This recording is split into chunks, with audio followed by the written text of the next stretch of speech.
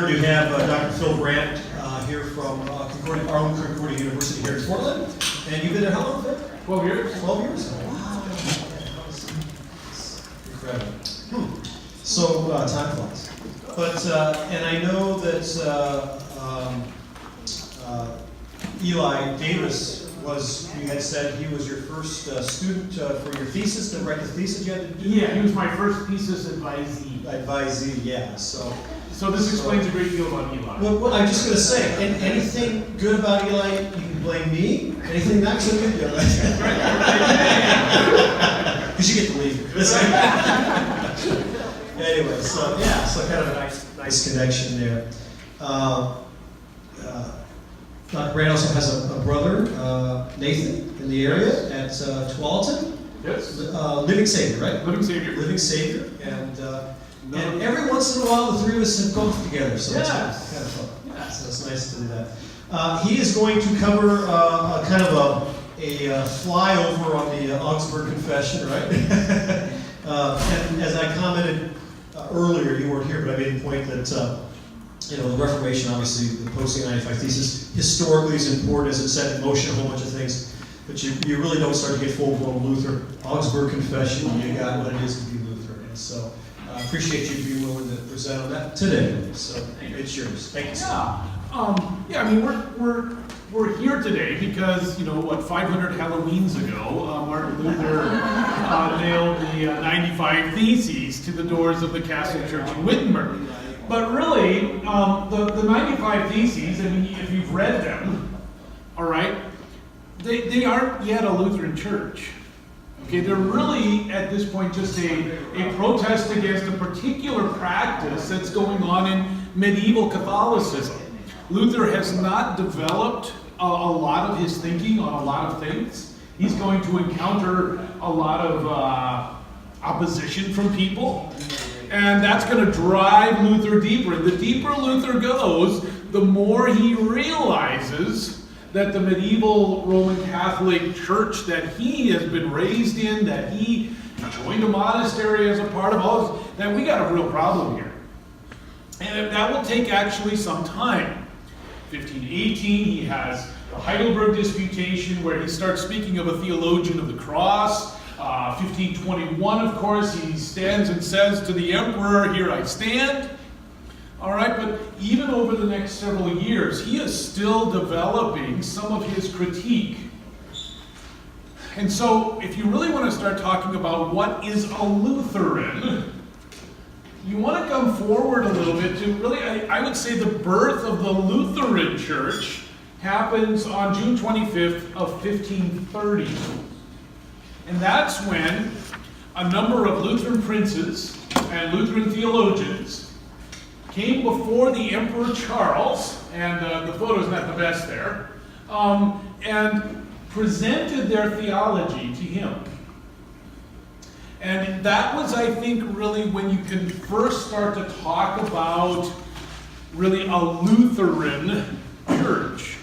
Because now what you have is a positive statement of this is who we are. All right? We call that document the Augsburg Confession because they made it in Augsburg, a town in southern Germany, which is still there today. You can even go to the place where they did it, the large mansion castle kind of place where this all took place is still there. You can still go and see it. All right. Well, when we come to the Augsburg Confession, as good Lutherans, we're used to putting this guy front and center, as we should, right? Because he is so important for the development of who we are and who and what the Lutheran movement is about. But when you come to Augsburg Confession, another guy kind of steps forward for us. And this is Luther's very good friend, Philip Melanchthon. Or if you know Germans, they'll pronounce it Melanchthon. They're wrong, because he would have said it like a Greek. It's Melanchthon. He was the guy who really brought a lot more Greek learning to Luther. All right, he was the guy who brought a lot of academic credential to the University of Wittenberg.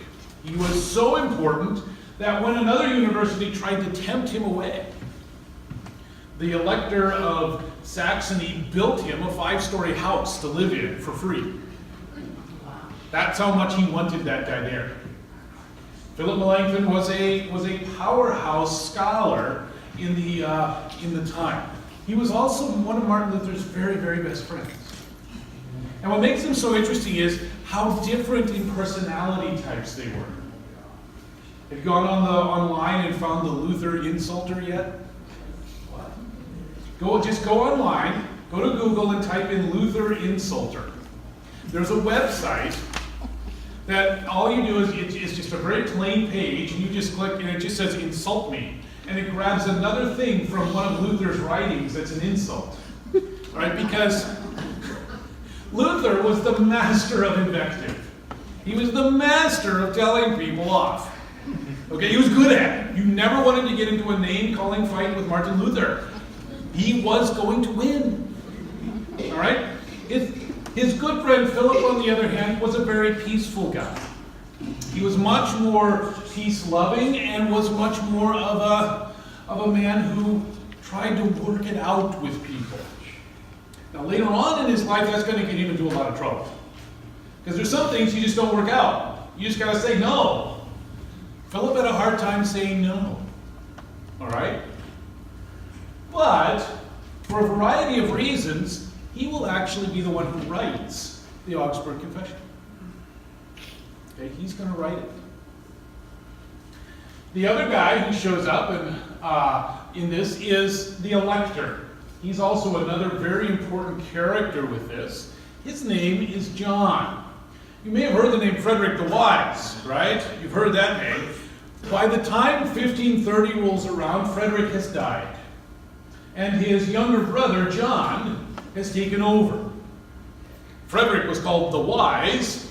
John gets called the Steadfast. The Steadfast. A lot has changed, and there's a reason why we call give those two guys those two names. Some of it is personality, but some of it is context. Frederick was very crafty. That's what it means with that wise word. It means kind of crafty. He was a political guy. And he always played this off because he wanted to he didn't want to make a break really with Roman Catholicism because that was not really to his advantage. By the time John comes along, that game of playing it off and kind of playing coy with the emperor, it's pretty much done. And John, to his credit, jumps into being Lutheran with both feet. He just says, we're going to do it. He starts reforming the churches in Saxony. He sends Luther and a bunch of other people on a committee out, and they start reshaping what the Lutheran churches, or what the churches of Saxony look like. There is no Lutheran yet, but they start reshaping them. And they find horrible abuses at the time. But John wants to fix them. What you must understand is that what John does right there in reshaping the churches of Saxony as the prince and not as the bishop. See, that was normally the bishop's job. When John does that, he actually ends up in violation of a whole bunch of laws, a whole bunch of rules. That was the bishop's job. Now, he's doing it because the bishops weren't doing their job. Luther came out and found priests who couldn't even say the Lord's Prayer. They couldn't even recite the Ten Commandments or the Creed. But they were the priest. He says, how can you be the priest? How can you do your job if you don't know what you're doing? And so they started reforming the practices that were going on in the local congregations of Saxony. Frederick would never do that. He would always play shifty, crafty with that whole thing. John jumped in. The other player in this is actually this map. This is the Holy Roman Empire. Now, if you've studied this before, you may have run across the quote, I think it's by Erasmus, in which he says the Holy Roman Empire is neither holy, nor Roman, nor an empire. It's not any of those things. It is simply this federation of tiny little states. There is no Germany at this point. Nobody says, I'm a German. At least not initially. They may say, I speak German, but I'm a Saxon. I'm a Hessian. I don't know what somebody from Rufenbittel would say, but that's who they were. They understood themselves as citizens of these tiny little countries, and that those had banded together to form the Holy Roman Empire. They elected an emperor. But don't think quite like your democracy, all right? There were only, count them, 7 votes, all right? 7 of the princes of that map got to vote. They were the princes of some of the larger parts of the kingdom. One of them, and those guys always got called electors. So if you'll notice, we call him Elector Frederick the Wise. That's because he's one of those 7 votes. John, the Elector John the Steadfast, is also, after his brother dies, he gets that right to vote. He chooses an emperor. So there's only 7. 3 of them are bishops of the Roman Catholic Church, and 4 of them are princes, kings of little kingdoms inside that thing. They're the larger ones, but they're the guys who get to do it. Shortly after Luther nails his 95 Theses to the wall, or to the door, and as the tumult is starting to stir up, the emperor dies. Which throws everything into just stop. They just stop. This is at the Leipzig debate. This is just leading up to that, 1590. And there's a great controversy about who's going to get elected, because normally they just elected the son of the guy who had been doing it, unless there was a problem. Well, this time there's a problem.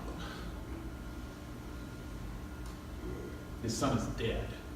It's hard to elect dead guys to be emperor. His grandson would make a logical, likely candidate, but grandson is 19 years old. There's a lot of people wondering, should we elect a 19-year-old to be the emperor? There's a lot of finagling about how that was going to happen. Finally, they do. So this kid is in charge of this part of the world, but also, by the way, Spain, Austria, the Netherlands, Burgundy in France, and most of Hungary. He's the most powerful man in the world. This is what he looks like when he's elected in 1519. Does that just inspire confidence or what? This portraiture, by the way, is very kind to him. He has a very pronounced, jutting lower jaw. He's not a handsome guy at all. But he's actually pretty good at what he does. All right? He's a good tactician. He's a good general. What they elect him to do is defend the realm. He has, so I can get this to work, he has almost no say about what happens inside any of those little states. His job is purely external defense as Holy Roman Emperor. The states, all those little countries, are supposed to supply troops for his army and money for the defense of the realm. But he has no say about how the local prince governs. This is going to be very useful for Martin Luther, because when, at the Diet of Worms, he gets declared a heretic, the Elector Frederick says, I don't think so, and protects him. And the emperor has no ability to move against Luther as long as he is in Frederick's lands. Because Frederick controls his property. So that's his. All right, so this all plays into this. If Luther had been born in the kingdom of France or England or anywhere else, the Reformation could not have happened. This really peculiar situation that obtains in Germany during this time makes it possible for him to live for that 10 years after he nails the 95 Theses. Now, God could have found some way to help him live, I know. But this is how he did it. All right, he had him born here, and he could, and it was really through this strange political structure that he's able to do it. So, Charles, when he comes to the throne, has a number of problems, not the least of which is this man.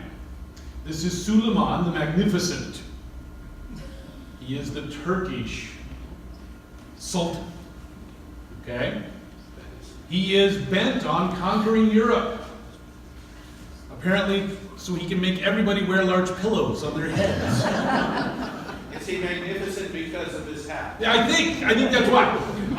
But he brings a massive army up the Danube River. He guts Hungary.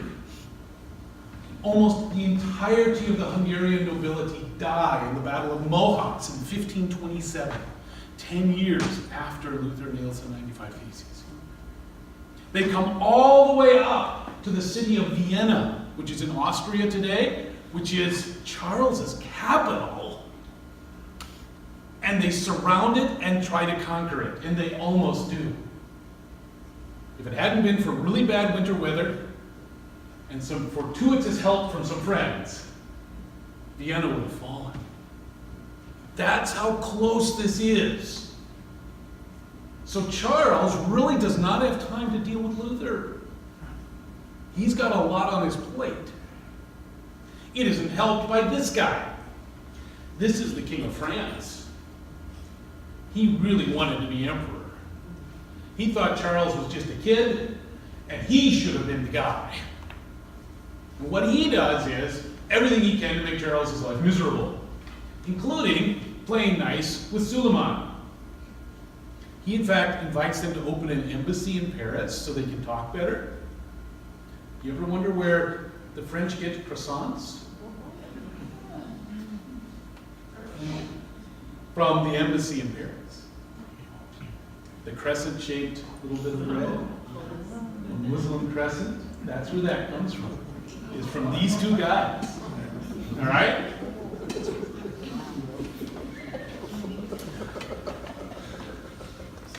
You guys like to change it? You don't want to eat croissants now. your breakfast pastry of choice till now.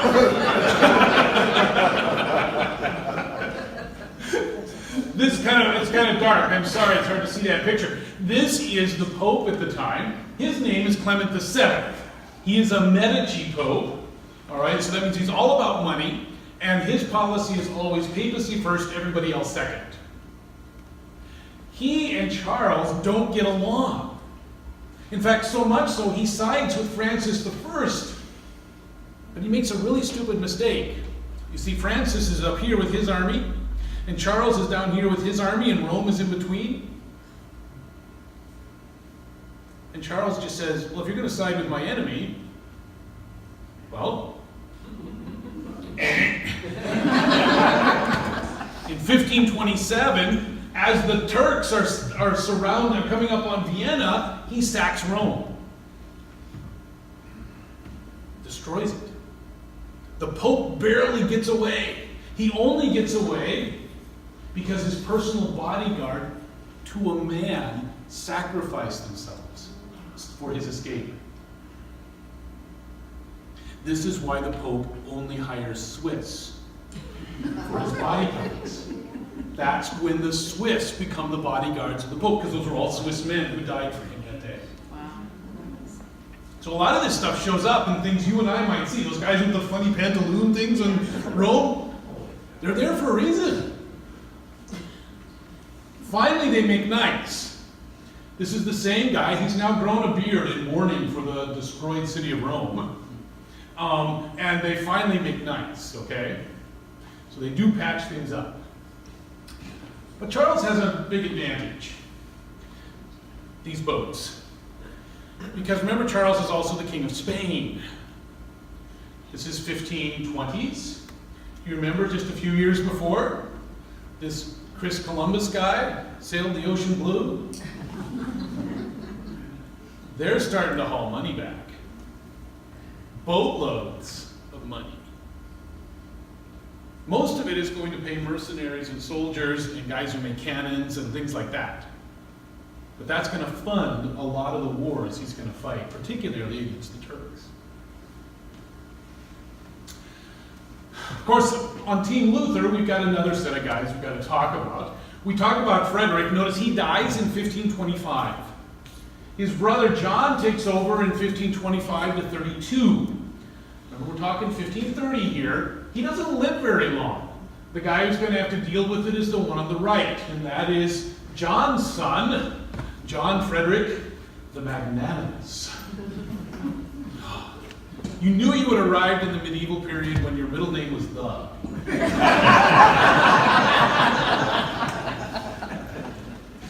He gets to be the magnanimous because this is all going to eventually boil over into a huge fight, and he loses.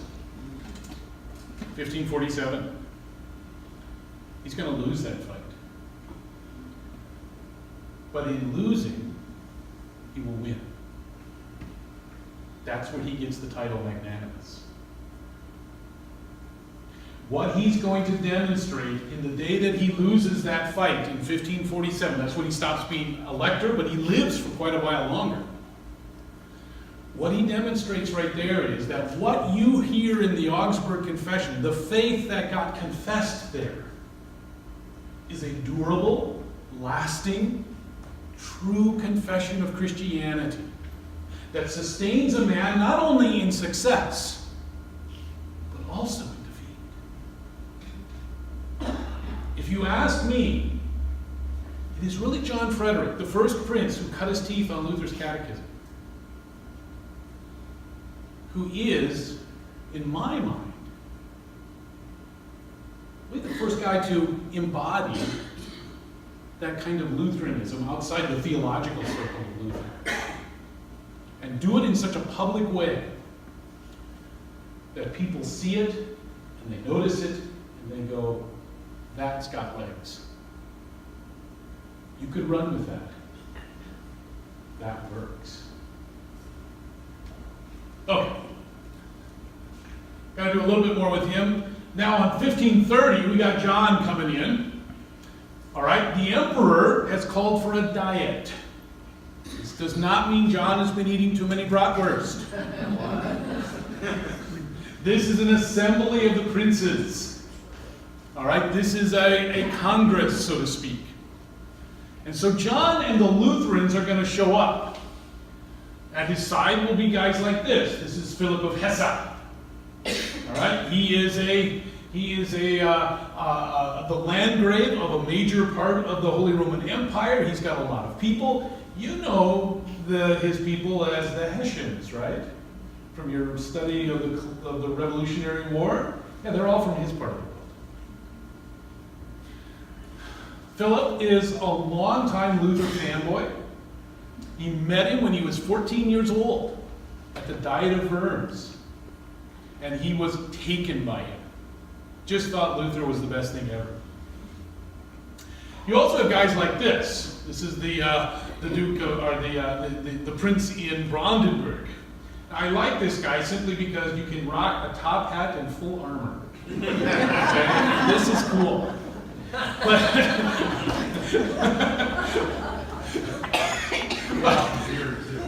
there is this collection of all of these powerful figures from the empire are coming in and saying, we're lining up behind John and what John has to say here.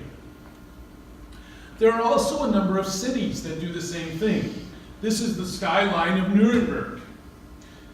That's rather interesting because Nuremberg is one of those few places where the emperor does get to call the shots. It's a free imperial city. They went Lutheran very early. But even closer to home, now this is a little hard to see, this is an interior shot of one of the oldest Lutheran churches in the world. This is,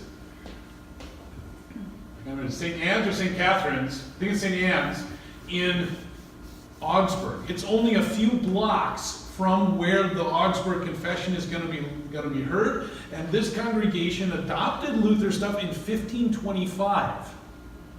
And they reformed their church according to Luther's words that early. That's one of the oldest Lutheran churches in the world.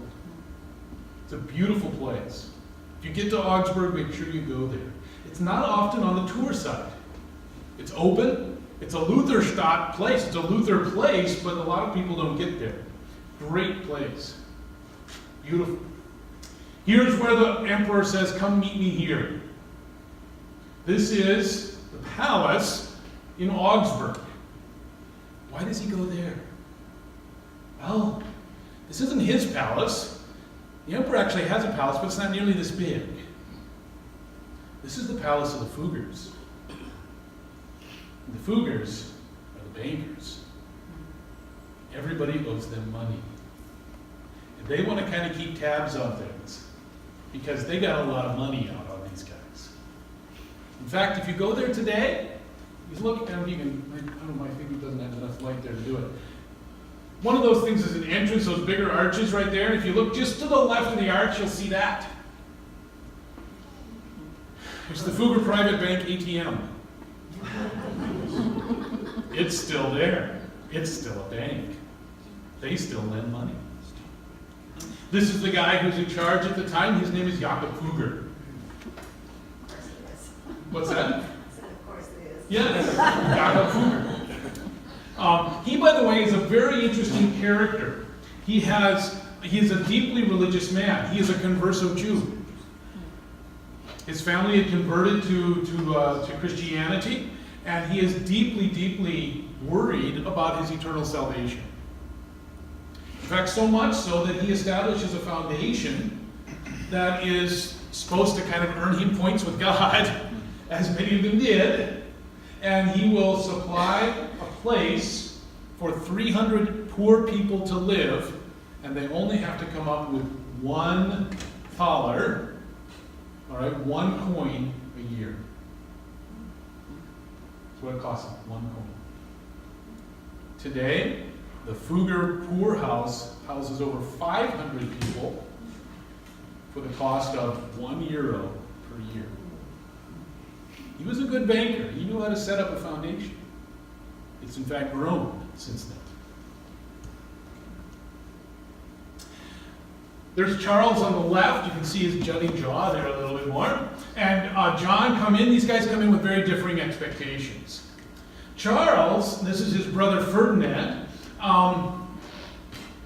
Charles and his brother have been dealing with an early proto kind of Reformation movement called the Hussites for 100 years by this point. They don't get along with these guys. Bohemia, which is Ferdinand's particular area of control, he's the king of Bohemia, the local nobility are all Hussites. They are all sort of theological, religious rebels against Catholicism. They use that politically against the king.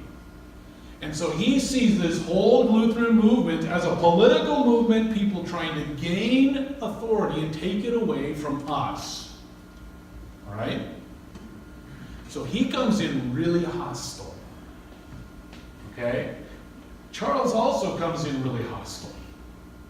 But they've had a problem in that, unlike Huss, whom they were able to execute right away, Luther has been able to talk for 13 years, unopposed. He's been able to publish, he's been able to spread this stuff, and people have bought it and read it, and the printing press has spread it everywhere. John taps Philip Melanchthon to write the Augsburg Confession. Mostly because Luther can't go. Because as soon as he leaves Saxony, he's a dead man. So Luther is as close as he can get in Saxony, up in the Coburg Castle, but it's still quite a ways away. So they bring Luther's good friend to write the statement. Melanchthon comes thinking he's going to have a conversation. He's an academic. He thinks we can just sit down and talk about it. All right? These guys on the left, they aren't really in a talkative mood. That's not what they're here to do.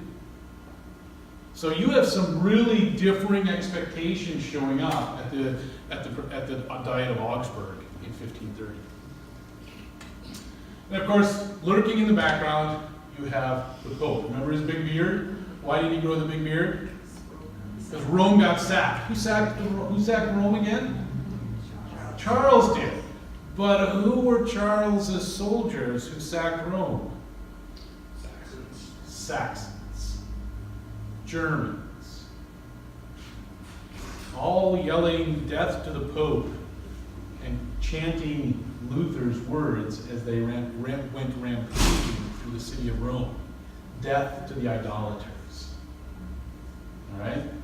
He's got some really bad memories. Remember, this is only 3 years old. His beard isn't quite this long yet. All right? He's got some really bad memories of these people. He has sent emissaries to the Diet of Augsburg that says, do not negotiate. Have nothing to do with these guys. So here's what Melanchthon starts writing. This is the actual introduction to the Augsburg Confession. Most invincible Emperor, Caesar Augustus, most clement Lord, buttering him up a little bit maybe. Inasmuch as your imperial majesty has summoned the Diet of the Empire here at Augsburg to deliberate, notice what he's expecting to do? He wants to deliberate, doesn't he? To deliberate concerning measures against the Turk, that most atrocious hereditary and ancient enemy of the Christian name and religion. In what way, namely, effectually to withstand his furor and assaults by strong and lasting military provision. What is Philip very wisely doing? Your enemy is my enemy, isn't he? Yes. We're all here because we got this ugly Turk on the border, and we got to do something about it, don't we? Well, Charles has recently won some victories against the Turk. He's feeling a little more confident about this. So this doesn't bring quite as much pressure to bear as Melanchthon would like. But in terms of trying to say, okay, we're going to frame the conversation now, aren't we? You're a Christian, I'm a Christian, there's the Turk. I think we need to get along, is what Philip is really going to try and say. And then also, concerning dissensions in the matter of our holy religion. Oh yeah, we're here to talk about religion too. And Christian faith, that in this matter of religion, the opinions and judgments, notice how he's just cast the whole thing as opinions, and judgments of the parties. He acknowledges there's disagreement here. There's a disagreement of opinions and parties. You see that? He's trying to frame the way Charles is going to listen to this. They might be heard in each other's presence, considered and weighed among ourselves in mutual charity, leniency, and kindness. Here is Philip's expectation for how this is going to be read. All right? Probably a little naive. Right? Probably just a little naive. But he frames it anyway with an idea that he thinks this is going to be a conversation. Now here's what he's shooting for. In order that after the removal and correction of such things as have been treated and understood in a different manner in the writings on either side, treated and understood in a different manner. He's just saying this could be a matter of semantics, right? I've said this, you've said that. These matters may be settled and brought back into the simple truth and Christian concord, that for the future one pure and true religion may be embraced and maintained by us. What is the goal of the Augsburg Confession? Reconciliation. Reconciliation, isn't it? Yeah. Yeah. If we're going to be the church of the Augsburg Confession, and we really are buying into Augsburg Confession, what are one of the things that we are saying we're doing? Now, granted, we're not only the church of the Augsburg Confession, we're also the church of Theology, and we're the church of the Schmalkald articles, and we're the church of the formula, and there's a number of other things that go with that, the catechisms, right? But the Augsburg Confession puts us into a posture of what? And this would shock my grandmother, because my grandmother was a devout Lutheran. Grew up in northwestern Iowa, near Marcus, Iowa, if you know where that part of the world is. And her farm was on the border between Germantown and Granville, Iowa. And Germantown was this little clutch of houses with a huge Lutheran church in it. All right? And Granville was this little town that did not have a public school because all the kids went to the Roman Catholic parochial school. Okay? And if you would have asked my grandmother, what is a Lutheran, Grandma? Her answer would have been quick. Not Catholic.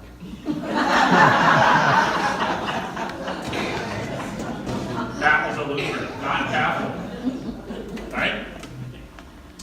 She probably would be a little shocked to even read this in here. I don't know if she ever did. Because really what Melanchthon is saying is, I think we can work this out. I think we can come together with this. Now, is this rhetoric? Is he just naive? I'll tell you right now, it doesn't work. And that's one of the interesting things, that when we pull the Augsburg Confession and say, this is who we are, we're really pulling up a document that failed. The catechisms, they worked. All right? They really worked. But the Augsburg Confession, in its intent, failed. Melanchthon is doing this in order to reconcile. And it doesn't work.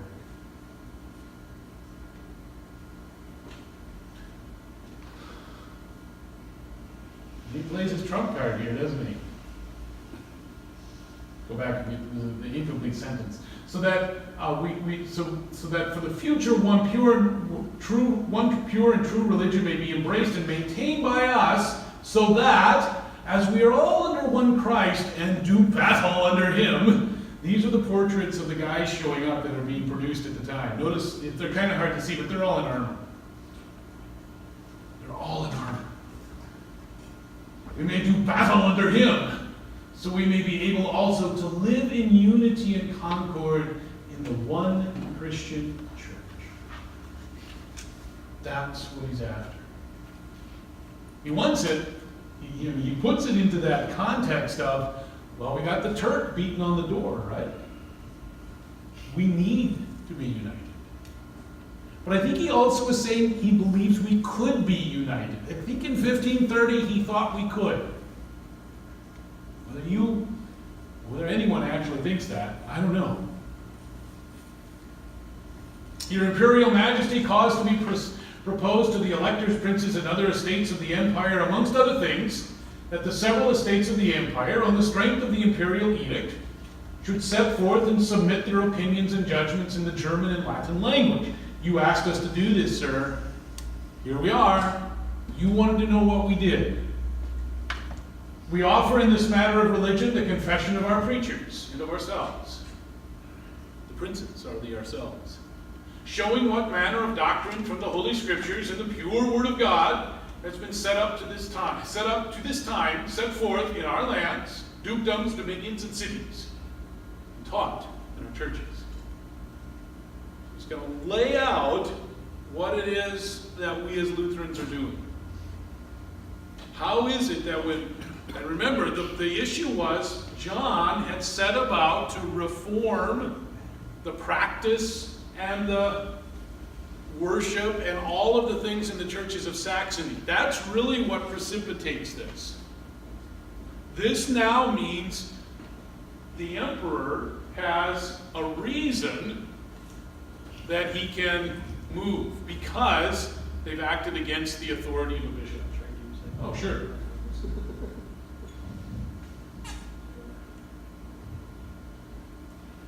He admits it might not work. If no progress should be made, nor some result be attained, after the manner of which your imperial majesty is widely held that it should be dealt with and treated, namely by mutual presentation of writings and calm conferring among ourselves. Notice he's got a picture of the way this is supposed to work, right? We at least leave you with a clear testimony that we here in no wise are holding back from anything that could bring about Christian concord. Cool, thank you. Such as could be effected with God and a good conscience. He's really saying, we think that we've made a good faith effort here. That you can't come to us and say that we've held back. You can't come to us and say that we haven't tried. If the outcome, therefore, should be such that the differences between us and the other parties in the matter of religion should not be amicably and in charity settled then, here before your imperial majesty we make the offer in all obedience, in addition to what we have already done, that we will all appear and defend our cause in such a general free council. He says, if this doesn't work, if we can't settle it here, we think we ought to take it to a council of the church. So what does he put in there? Well, what he's really trying to do, and if you've ever, has anybody been to Wittenberg? A couple of you have been there, Wittenberg? Yeah, this is the interior of the church called St. Mary's in Wittenberg. And this is where Luther preached most of his sermons. What he's really trying to do with the Augsburg Confession is tell them, especially in this first part, when Luther stands in that pulpit and when we come up there and receive the Lord's Supper in this place, this is what we're talking about. This is what happens in our church. And to varying degrees, as we've been able to reform the churches in Saxony, this is what we want to see happening in all of our churches. So notice what he's going to do. He's going to have a first section on God. And by the way, these are oftentimes a paragraph long. Brevity can be real helpful when you're trying to agree with somebody, right? Paragraph long. And what he'll do with them quite frequently is make sure we all disagree about the same people, right? We don't like these guys. You don't like those guys, I don't like them either. Right? You'll notice this is fairly straightforward. We have a doctrine of God. It's going to say Trinity, right? We believe in the Trinity. We have a doctrine of original sin. We need a Redeemer, right? The Son of God, a Christology piece. Jesus came, died for our sins. It's pretty straightforward stuff. It will be number 4 where things start to get a little dicey. He writes a single paragraph about it here. If you open up your Lutheran confessions, the numbers I'm going to do are from the Tappert edition that I remember when I looked at this a number of years ago now. One paragraph on Article 4. When the Roman Catholics respond to this, and he responds to their response in the apology to the Augsburg Confession, I think Article 4 is like 124 pages. Okay, it's insanely long. Right. Here's where the dispute is going to happen, and it really is, of course, that core piece of the Lutheran Reformation, and that is we are saved by grace through faith. It is a gift of God, not of works, to quote Paul. And his opponents are just going to have a hard time with that. But notice how he goes down then through a number of other things. An office of the ministry. A new obedience. Why do we do good things? If we're not doing them to earn points with God, why do we do them? A doctrine of the church. What the church is. Baptism, Lord's Supper, all the way down for 28 articles, he's going to go through what it is we believe. What he's really trying to do is tell you when Luther preaches, and by the way, that picture right there is on the altar in Wittenberg. All right? This is a Cranach, if you maybe heard that name. Here's Luther preaching. Down on the lower left is Katie and Hans Luther. There's the whole Luther family, but a whole bunch of other Wittenbergers there. And what is Luther pointing at? There's the crucified Christ, isn't he? Yeah. And you know it's a Cranach. How do you know it's a Cranach painting, by the way? Anybody know? Look at the loincloth around Jesus' waist. What's it doing? It's fluttering and fluttering away. It's the Holy Spirit blowing. All right? There's no wind in the church, right? But that's the Holy Spirit. Yeah. All of Cranach's his crucifixes, his pictures of Jesus on the cross, will always have that thing sort of flopping around like that cloth. So here's what he says on, that's the article 1 or 2? That should be, yeah, it says 2. Okay. Also, they teach that since the fall of Adam, here's his little paragraph on it, all men begotten in the natural way are born with sin. That is, without the fear of God, without trusting God, with the concupiscence, a desire to sin. And that this disease or vice of origin is truly sin, even now condemning and bringing eternal death upon those not born again through baptism in the Holy Ghost. This is straight up Augustine. All right? This is just straight up Augustine. And in fact, when the Roman Catholics read this one, they'll go, yeah. They condemn the Pelagians, people the Roman Catholics have been condemning for about 5,000 or 4,000 years at this point. And others who deny that original depravity is sin, who obscure the glory of Christ's merit and benefits, and argue that man can be justified before God by his own strength and reason. What he's trying to do with this passage is say, guys, we agree. Hey, Roman Catholic Prince, Mr. Charles, we agree with you. This is who we are. What do you know? It looks a lot like you.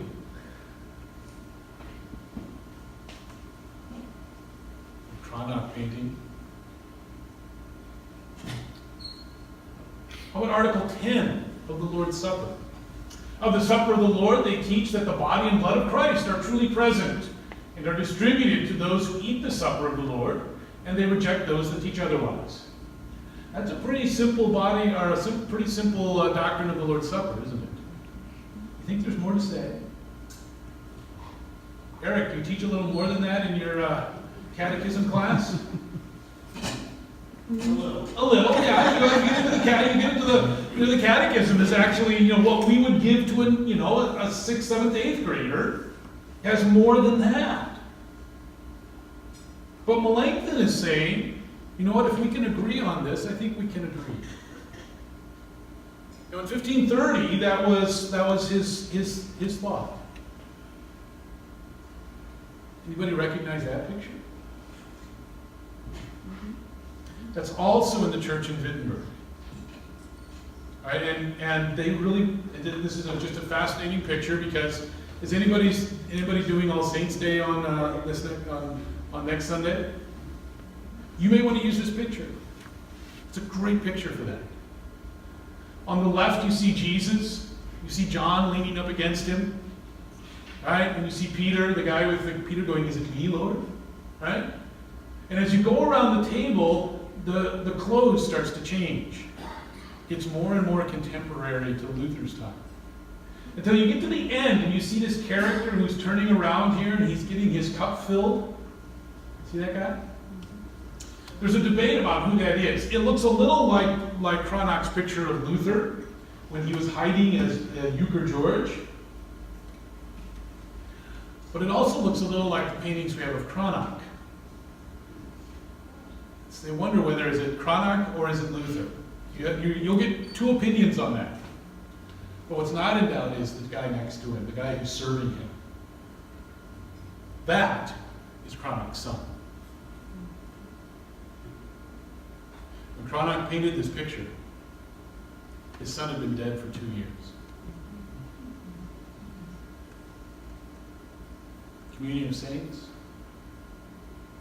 See what he's saying with that picture? When you go to communion, who else is there? Cranach, it meant a lot that his son was there. In heaven now, but there, at that same feast. This is the stuff he's trying to say. It's really this one, as we noted, that causes the distinction. They teach that men cannot be justified before God by their own strength, merit, or work, but are freely justified for Christ's sake through faith, when they believe they are received into favor and that their sins are forgiven for Christ's sake, who by his death has made satisfaction for our sins. The faith God imputes for righteousness in his sight. And then he just cites Romans 3 and 4.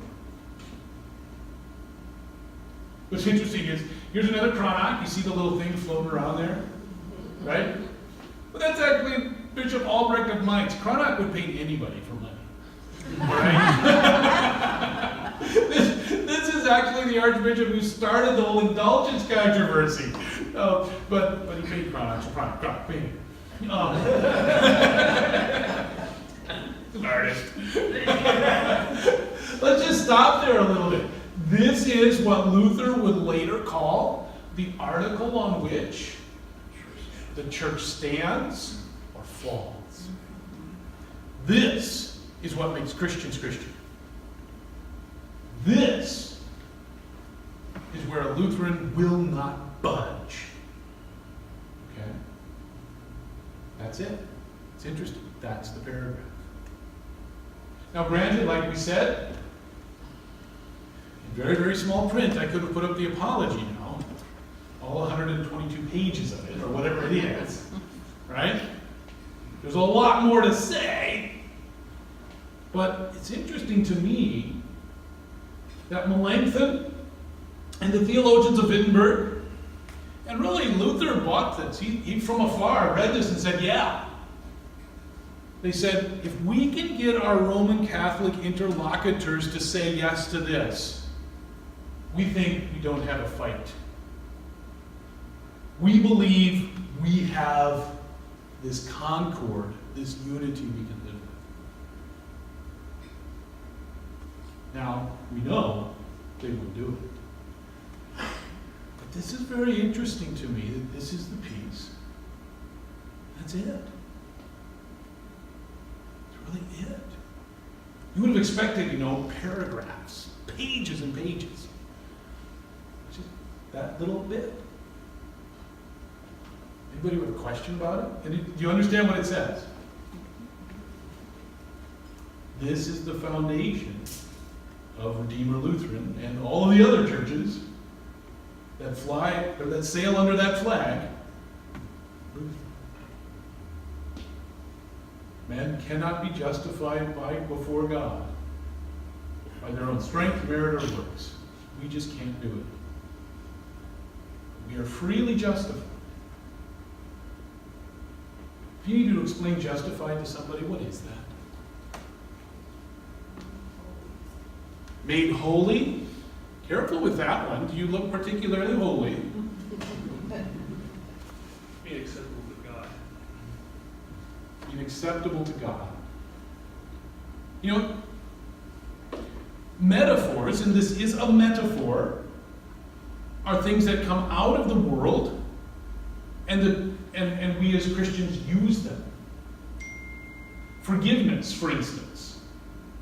Do you know that's not actually a Christian word? It's not a religious word. Where does forgiveness come from? Who had it first?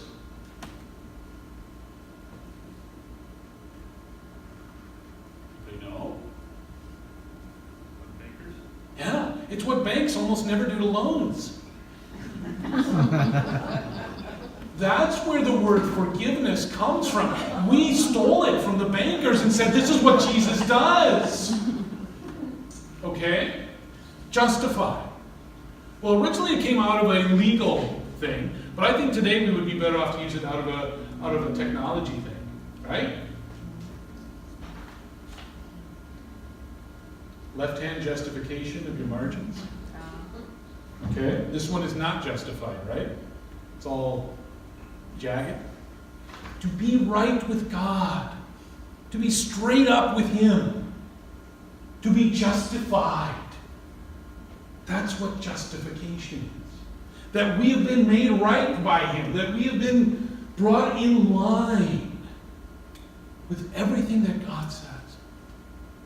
Not by what I've done, not by what I've said, not by what I've sacrificed, but through Jesus. This comes through faith. Sins are forgiven. There are our other metaphor. Who by His death has made satisfaction for our sins. This faith God imputes. What does that mean? God imputes. It's different than infused righteousness. It's very different than infused, right? Infused is where God sort of gives it and lets you do it. This is imputes. See? Anybody know what impute means? What? Just, Credit. yeah. It's completely passive on my part. That's what they're trying to get at. It's just given. It's imputed to me. Notice what's imputed to me. And this is the great American heresy that doesn't get Article 4. We all believe, well, American Protestants typically have a great deal of faith in faith. And for them, the question is always, do you believe? Wrong question. What's the right question? Did belief get put into you? Well, that's probably not the right way. What's the right question? What is faith? What is that belief that's been put in you going to ask? Do you accept? That's just another word for faith. For did you believe? That's just another way to say that. Did Jesus die for you? That's the question. The question is not, do you have faith? Because that immediately turns you right inward. The question's always, did Jesus die for you? Notice that the real action is happening when God does something for you. That's what makes Lutheran Lutheran. Okay? Our American Protestant context keeps wanting to turn us away from looking at Jesus and looking at our own faith. Keeps wanting to tell us we are, well, how do we know we're going to heaven? We're going to ask, do you have faith? This wants to ask, how do you know you're going to heaven? Jesus died for you. That's how you know. See? It's a big difference, actually. That imputed word at the end of that is super important. Faith is not something you grit your teeth and squint your eyes and try real hard to do. Give me some good faith today. How's that work? God gives it. He establishes a relationship with us. He's the one who built that. Not me. See? These questions are actually still really, really important for today. Toward the end, Melanchthon says, well, in as such much then as our church's dissent in no article of faith from the Church Catholic. What did he just said there? What did Melanchthon just say? We're Catholic. Your grandmother's going to have a fit. My grandmother's going to have a fit. She's in heaven now. Hopefully she's got this figured out. She's probably playing pinochle with all the guys at Brandt. Yeah, or bingo, right? Yeah. In no article of faith from the Church Catholic, but only omit some abuses which are new and which have been erroneously accepted by the corruption of the times, contrary to the intent of the canons. Here he's referring to kind of constitutional law, the Roman Catholic Church. He's really saying, you guys aren't even following your own rules. We pray that your imperial majesty would graciously hear both what has been changed and what were the reasons why the people were not compelled to observe those abuses against their conscience. And this is the last part of the Augsburg Confession. What he's saying is, okay, we have done some things, I admit. When we reformed the churches in Saxony, we did a few things different. So starting at Article 22, for those last, 7 articles, he talks about, here's what we did. We give the Lord's Supper in both kinds to people when they come. At that time, they were only giving the host to the communicant. The lay person was not communing with the cup. We've allowed the priest to marry. We didn't say they had to, by the way. We've allowed them to marry. We have corrected the Mass. Now this goes all the way back to Luther's Babylonian captivity. When he says we're correcting the Mass, what he means is we're no longer doing this as a fundraiser. All right? And we're no longer understanding this as a work we do for God, which is somehow getting points off of purgatory, days off of purgatory for doing this. Confession has been done. There's no longer this do penance idea. The distinction of foods. This was actually a bigger thing than you can imagine. I mean, the whole Swiss Reformation starts when Zwingli eats a sausage in Lent. There was a huge deal with food in this period, and they're kind of saying, guys, we sound an awful lot like the people Jesus was mad at in the Bible. Monastic vows. We have said that people who took a vow with the idea that they were earning their way to heaven, that was kind of a false presumption. If they went out, they can get out. By this time, Luther is living in the Augustinian chapter house there in Worms because all the Augustinians have left. And he was the only guy left, still living in there when he married Katie.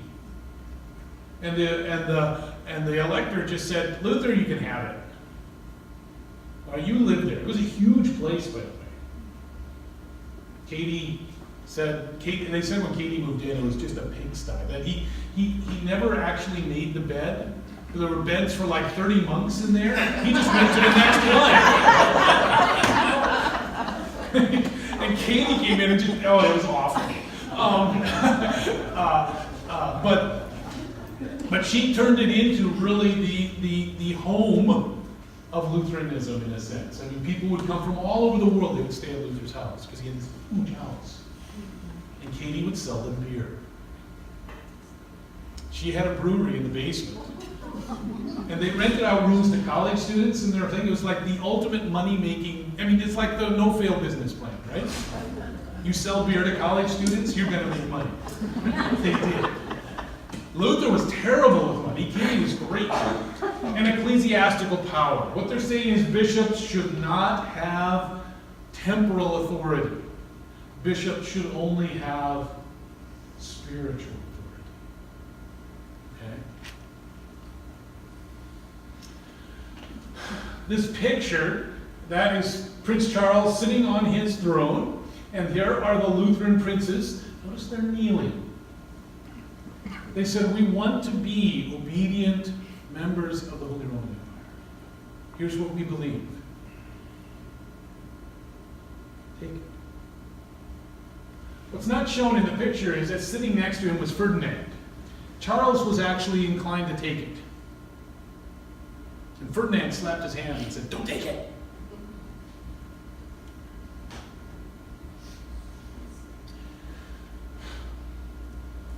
So they had to respond. Well, very quickly they come with this long, rambling, very disjointed response known as the confutation. It really is a total hack job and cut and paste. It was so embarrassing. But the Roman Catholics came. They had apparently already written the response before the Lutherans had arrived. but the Lutherans didn't come with exactly what they thought they were going to come with.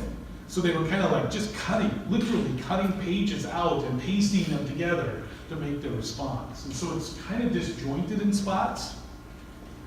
It was written by this guy who was Luther's longtime enemy, Johannes Eck. Luther did not like him. Luther called him Johannes Dreck. Dreck is the Low German word for manure pile. I told you don't want to get into a fight with Martin Luther. The emperor demands a great deal of moderation. He actually is trying to also solve this problem. He rejects a number of drafts from theologians. It's said that he really only accepts 12 of 280 pages submitted. He's just like got this big red marker and he's just Xing stuff out. No, no, no. But even then, it was still a train wreck of a document. They wouldn't publicly read it for another month and a week or so. This is June 30th they're doing this, so it's August before they get around to reading the response. But they don't publish it for 43 years in Latin. They won't publish the German, look at that, for 300 years. The confutation remains, well, we read it, but we aren't actually going to claim it. The Lutherans respond. This is another picture of Melanchthon there. Luther says, Melanchthon, you got to respond to this. And Melanchthon goes at it. The apology is much more pugnacious, all right? He really gets into it. But the Lutherans also respond by sharpening the cutlery. This is John Frederick. He is soon to be the new elector. And notice how his official portrait looks. All right? He's ready to go to war. And everybody is doing that. They form this thing known as the Schmalkaldic League, which is a defensive league of the Lutheran princes, because they figure the emperor is going to come. The confutation has said we reject it. But then something happens. The Pope dies. When the Pope dies, well, everything's on the table. 1535, he is succeeded by this guy who becomes Paul III. Paul III is a very different pope. He's out of the Italian nobility, but he got to be a cardinal through really, really weird stuff. And he was named cardinal when he was 14. He has had a humanist education. Everybody says, oh, he might actually be reasonable. And initially it really appears it does, because the first thing he does when he comes to the throne, of the papal throne, is say, we need a council. We got to get together and talk about this. And the Lutherans go, sure, we'll talk. We've always said we're willing to talk. By this point, Luther is kind of saying, no, I don't think they're going to talk. And they in fact aren't. He writes the Schmalkaldic articles in response to his appeal for Luther does, for a council. And the princes say, well, we're supposed to go to this council, let's have a statement. Luther, write us a statement. They write the Schmalkaldic articles, and Luther, if you've ever read them, well, they're kind of Luther at his pugnacious best. All right? When he compares the Pope to something hanging off the butt of the devil, they go, I don't think this is going to work. They said, let's reuse the Augsburg Confession. And that's what they end up doing. In 1547, because the Augsburg Confession didn't work, and because of all of this turmoil, the councils just keeps getting delayed and delayed and delayed, they end up all going to war. And the Schmalkaldic League, you see the principal players right there, there's a lot of them actually, gets absolutely hammered in 1547 at a town called Redeemer. Because that guy in the middle, is Maurice. Remember I said you arrive when your middle name is the? He is Maurice the usurper. In the middle of the battle, he changes sides. Joins Charles and ends up defeating the Lutherans. Yeah, that's a picture of Chuck.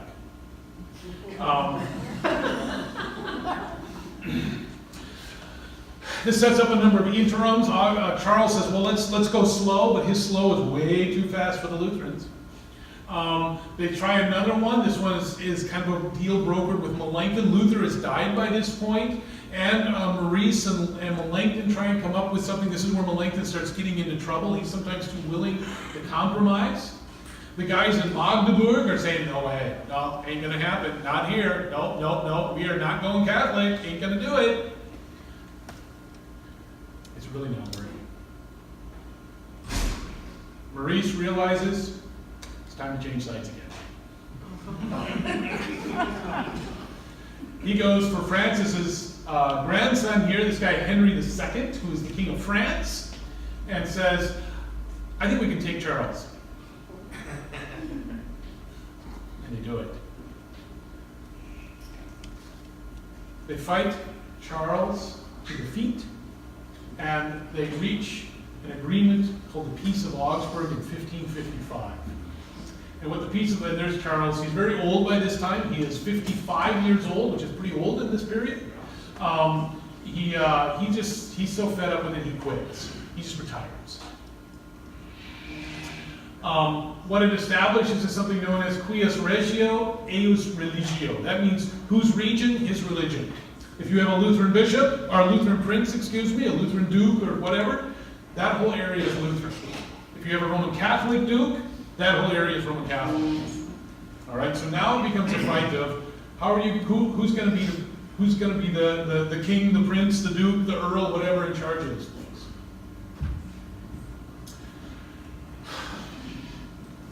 That's really the legal recognition of Lutheranism. It isn't until 1555 that Lutherans are actually get a legal recognition as a body. This is when you start to see a Roman Catholicism say, okay, there is such a thing as a Lutheran. Well, today, somewhat over 80 million people around the world are members of churches that in some way, shape, or form subscribe to the Augustana. All right? That's a lot of people. I love the Augsburg Confession. What's that? Subscribe to the Augustana, I love the Augsburg Confession. That is the Augsburg Confession. What did they people understand? Yeah, I know. I was good. Thank you. Yes, the Augustana is another word for the Augsburg Confession. It's kind of another way of saying it. Yes, a lot of those people don't look like you. There are more Lutherans in Ethiopia than there are in North America. And that's counting Elko. That's right. Well, yeah, you're right. In terms of North American Lutherans, that's all Lutherans of all Lutheran bodies that have Lutheran in the name. There's more Lutherans in Ethiopia. There's several other very large African Lutheran denominations. There's several large ones in Asia as well. And so there's a lot of people who say, I'm a Lutheran. You see the guy in the bottom center there? That's actually the pastor of a church in Berlin, and he has baptized something like 1,000 Iranians or something like that. He was featured in the Lutheran Witness not too long ago. A very interesting thing going on there. The guys on the right are part of a pastoral conference that I was at in India many years ago. All right? I'm not sure what's going on with the guy on the upper left. I think that's a picture I got up here. Augsburg Confession, guys. Do you have questions about it? Concerns? Did I say something terribly wrong? I can. Any ideas? Yeah. Just more of a comment just about the apology. About one of the things I really enjoy about the apology is you can sense the exasperation of Melanchthon. I mean, you were mentioning, was he just using rhetoric in the Augsburg Confession? I for one tend to think that he was, earnestly believed he can still put this out. And the reason I think that is you read through the apology, he's so exasperated. He's like, he says it again, he complains again and again in that work. He says, I was trying to be as clear as possible, and yet somehow, miraculously, you still misunderstood me. Kind of thing. And, Yes. And in fact, I think this is one of his weaknesses, actually, why he ultimately, I think for him, he felt like no matter what he said, his opponents always twisted his words and misunderstood him. Right. And he wanted to be understood, and so he kept saying, well, maybe if I add this word, maybe if I change this around, maybe then they'll finally understand me. And what he ended up doing is he just made too much changes. I didn't put it in here. For many years later, or toward the end of his life, Melanchthon really wanted to have some concord also with the Reformed, particularly Calvin down in Geneva. And he started kind of tinkering with the Augsburg Confession to change it so that he could get an agreement there. I was confirmed at a church in Missouri. If you go to the city or to the county records there and you say, I want to look up the articles of incorporation for that church, you will find that the official name of that church is Holy Cross Evangelical Lutheran Church of the unaltered Augsburg Confession of 1530. Wow. Made for a disastrous letterhead.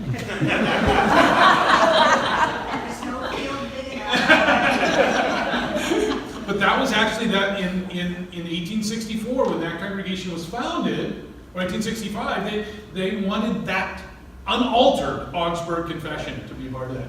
Yeah, he just started playing with it. But I think you need to read those two documents in tension. What the Augsburg Confession is, it casts this huge wide net. We could agree with anybody who can say yes to this. But you read the Apology because there he's going to zero in and go deep. Mm-hmm. And he's going to say, this is what we mean by this. Mm-hmm. I don't think you should read the Augsburg, the Augustana, and say that's it. You've got to read the Apology and go deep with that stuff to get where it's going to go with it. Yeah. So what was Charles trying to get out of all this? A summit, Spain was sending out ships to the New World to bring back all the wealth. He needed soldiers to fight the Turk. And the Saxons and the Hessians were major parts of his army. And there was a banker was hosting this, so... Mm-hmm. He was in debt to the banker, too. And everybody was in debt to the banker. Eric, you're standing there suggesting maybe it's time. There's a break, and you guys have another thing at 3:30, right?